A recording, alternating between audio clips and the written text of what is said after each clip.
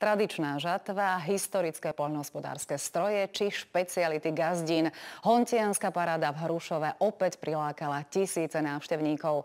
Malá obec v okrese Veľký Krtíš sa píši stále živými tradíciami a zvykmi. Žatva ako pred 100 rokmi, ale v plnej paráde. Hrušovčania návštevníkom ukázali, ako to na poliach kedysi vyzeralo. Pavel Bendík sa píši veľkou mláťačkou na obilie. Je funkčná, hoci si pamätá časy Prvej republiky.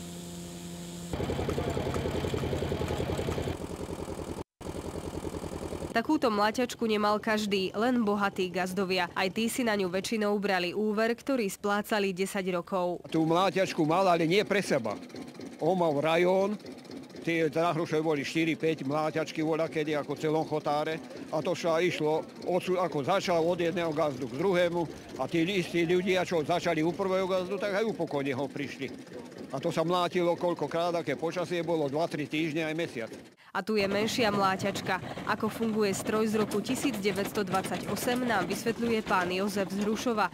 Mláťačka si zatiaľ vyžadovala len menšie opravy. Namlátené obilie sa nasype do zásobníka a ťahá sa túto vrtuľa a tá vyfúkuje drobné plevy a sú tam sitá, cez ktoré to ide a to najlepšie zrno ide dozadu. Tam a to je už čisté, to je ako na dakedy už chleba piekli.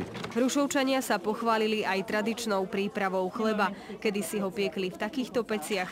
Tie mali buď vonku, alebo priamo v dome, v tzv. Čiernej kuchyni. Tá pec nebola každá rovnaká, tú svoju si poznala len tá gazdina. Poviem tak, že do tejto peci, čo piekáme na Hontiansku parádu, my tu na týchto lazoch, treba položiť 32 polena.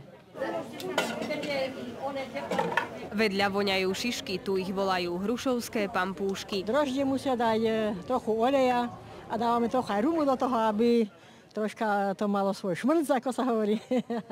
Rovnako ako svoje domáce jedlá a tradície majú Hrušovčania radi svoj folklór.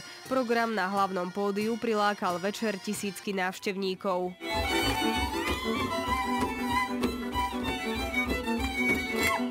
Martina Kvačkajová, RTVS.